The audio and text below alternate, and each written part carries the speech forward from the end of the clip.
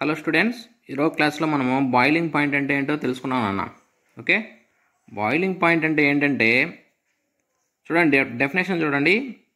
The temperature at which vapour pressure of a liquid becomes equal to external pressure. అంటే ఏ temperature దగ్గర అయితే liquid యొక్క vapour pressure అనేది external ప్రెజర్కి equal అవుతుందో ఆ టెంపరేచర్ని బాయిలింగ్ పాయింట్ అంటాం నాన్న. ఇక్కడ ఎక్స్టర్నల్ ప్రెజర్ అంటే ఇది atmospheric pressure. Okay, atmospheric pressure.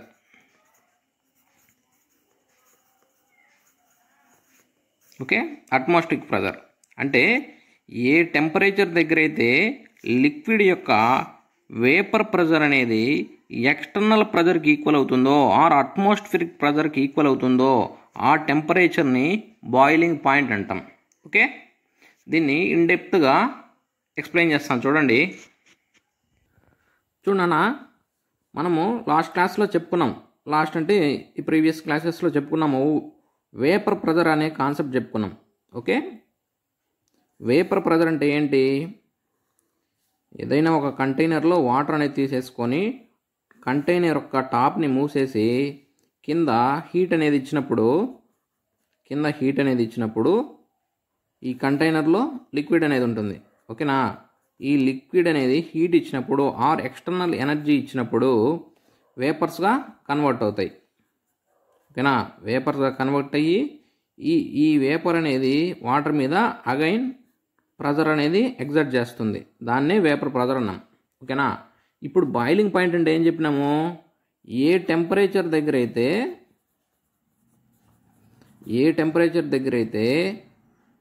Liquid యొక్క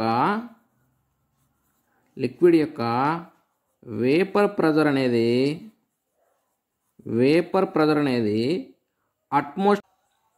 అట్మాస్ఫిరిక్ ప్రెజర్కి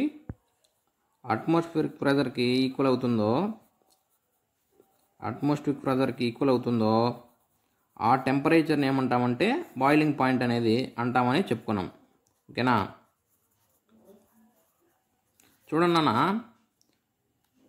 దీన్ని కొంచెం క్లియర్గా అర్థం చేసుకోవడానికి ట్రై చేయండి. సపోజ్ నేను వాటర్ తీసుకున్నాను. ఓకేనా, లిక్విడ్ని వాటర్గా తీసుకున్నాను. జనరల్గా మనకందరికీ తెలుసు వాటర్ యొక్క బాయిలింగ్ పాయింట్ ఎంత? 100 డిగ్రీ సెంటిగ్రేడ్ అన్నాం. ఓకేనా, వాటర్ యొక్క బాయిలింగ్ పాయింట్ 100 డిగ్రీ సెంటిగ్రేడ్ అన్నాం. కానీ ఇది రాంగ్ నాన్న. ఎందుకంటే ఇది వాటర్ బాయిలింగ్ పాయింట్ 100 కంటే తక్కువ ఉండొచ్చు, 100 కంటే ఎక్కువ ఉండొచ్చు. ఇది దేని బేస్ చేసుకుని ఉంటుందంటే ఈ వేపర్ ప్రెజర్ని బేస్ చేసుకొని ఉంటుంది. ఓకేనా, ఈ వేపర్ ప్రెజర్ని బేస్ చేసుకొని మాత్రమే ఈ బాయిలింగ్ పాయింట్ అనేది చేంజ్ అవుతూ ఉంటుంది. ఎక్కువైనా ఉండొచ్చు, తక్కువైనా ఉండొచ్చు. ఎట్లా సార్ ఇది అని మీకు డౌట్ రావాలి. చూడండి, వాటర్ యొక్క బాయిలింగ్ పాయింట్ అనేది అట్ 1 అట్మాస్ఫిరిక్ ప్రెజర్ అనమాట. అంటే 1 అట్మాస్ఫిరిక్ ప్రెజర్ దగ్గర వాటర్ యొక్క బాయిలింగ్ పాయింట్ అనేది 100 డిగ్రీ సెంటిగ్రేడ్ అన్న. ఓకేనా, ఇది యాక్చువల్ డెఫినేషన్ అంటే. ఓకే, సపోజ్ ఈ 1 అట్మాస్ఫిరిక్ ప్రెజర్ని నేను 0.7కి తగ్గించినాను అనుకో, అప్పుడు వాటర్ యొక్క బాయిలింగ్ పాయింట్ 70 డిగ్రీస్ అవుతుంది. అదే నేను 0.5కి చేసినాను అనుకో 50 డిగ్రీస్ అవుతుంది. ఓకేనా, అర్థమైందా?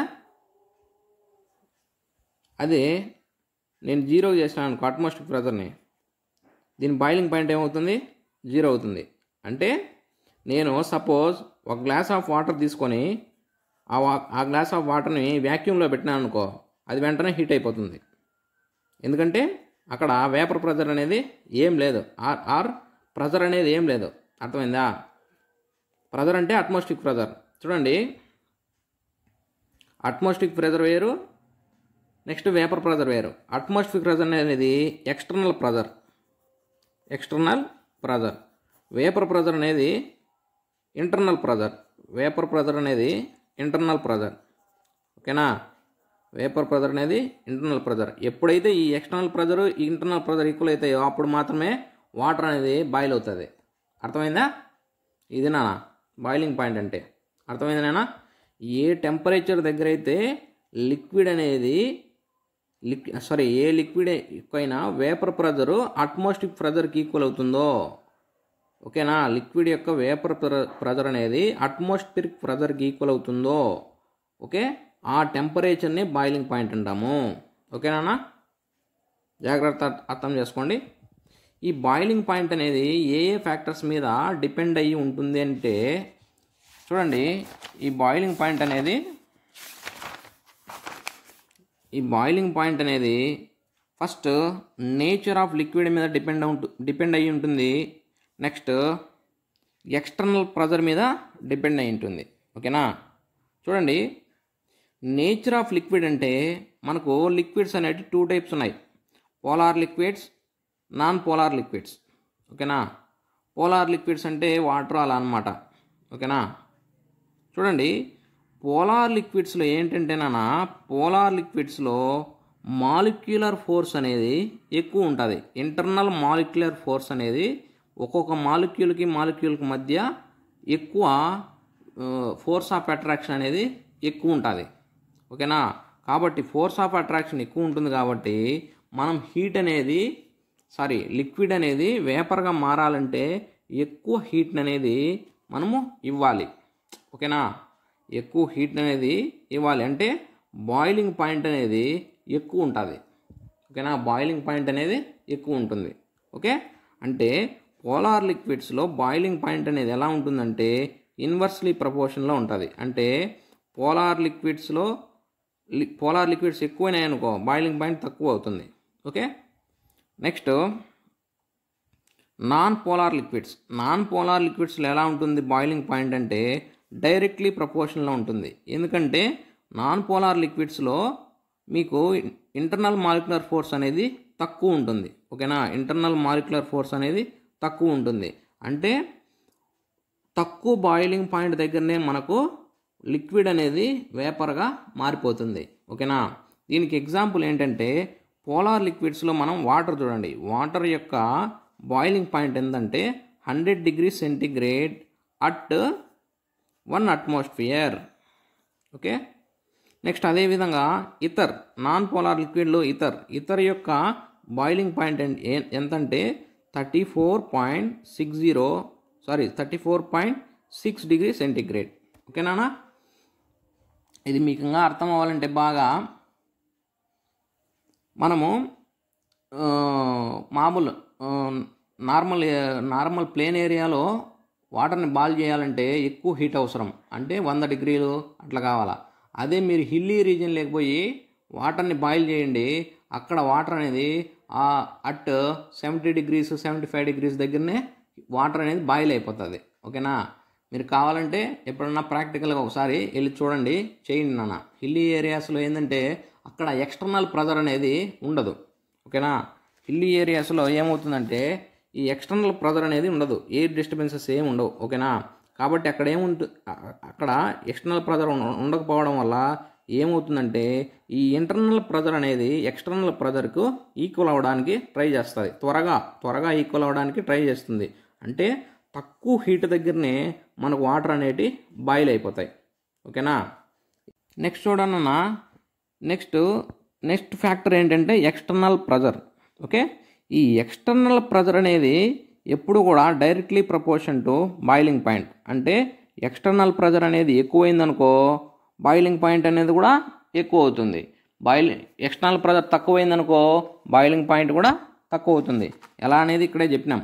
చూడండి, ఎక్స్టర్నల్ ప్రెజర్ అనేది మనం తగ్గించినామనుకో ఇంటర్నల్ ప్రెజర్ అనేది ఇప్పుడు ఇక్కడ యాక్చువల్గా ఎక్స్టర్నల్ ప్రెజరు 1 atmosphere అని చెప్పినాం. ఓకేనా? అంటే అట్మాస్ఫియర్ ప్రెజరు 1 atmosphere అన్నామనుకో. ఒకవేళ నేను ఈ ఎక్స్టర్నల్ ప్రెజర్ని 0.7 చేసినా అనుకో, అప్పుడు ఏమవ్వాలి, ఇంటర్నల్ ప్రెజర్ కూడా 0.7కి ఈక్వల్ అవ్వడానికి ట్రై చేస్తుంది. అంటే త్వరగా 0.7 అవడానికి ట్రై చేస్తుంది. అంటే తక్కువ హీట్లోనే వాటర్ అనేది బాయిల్ అయిపోతుంది. ఓకేనా? అది నా అర్థం. అంటే ఎక్స్టర్నల్ ప్రెజర్ అనేది పెరిగిందనుకో బాయిలింగ్ పాయింట్ కూడా పెరుగుతుంది, ఎక్స్టర్నల్ ప్రెజర్ తగ్గిందనుకో బాయిలింగ్ పాయింట్ కూడా తగ్గుతుంది. అర్థమైందా? ఇప్పుడు మీరు సింపుల్ లాజిక్ వాటర్ అనేది ఇప్పుడు కట్టెల పొయ్యి మీద మంటేసినాం అనుకో, కట్టెల పొయ్యి మీద ఏమవుతుంది, పక్కన ఎయిర్ ప్రెజర్ అనేది తగులుతూ ఉంటుంది, 4 పక్కల నుంచి గాలి అనేది తగులుతూ ఉంటుంది. అందుకోసం మంట అనేది ఎంతసేపు మీరు చేసినా బాయిలింగ్ పాయింట్ అనేది వాటర్ అనేది త్వరగా హీట్ కావు. అదే మీరు ఇంట్లో గ్యాస్ మీద వాటర్ని కాంచండి, త్వరగా హీట్ అయిపోతాయి, త్వరగా బాయిల్ అయిపోతాయి. ఎందుకంటే మన ఇంట్లో బయట ఎక్స్టర్నల్ ఎయిర్ అనేది ఏమీ ఉండదు కాబట్టి వాటర్ అనేది త్వరగా హీట్ అయిపోతాయి. సింపుల్ లాజిక్ నాన్న. ఓకే, ఇది నాన్న బాయిలింగ్ పాయింట్ అంటే. ఏదన్నా డౌట్ ఉంటే కామెంట్ చేయండి. క్లాస్ నచ్చుంటే సబ్స్క్రైబ్ చేసుకున్నానా. Thank you.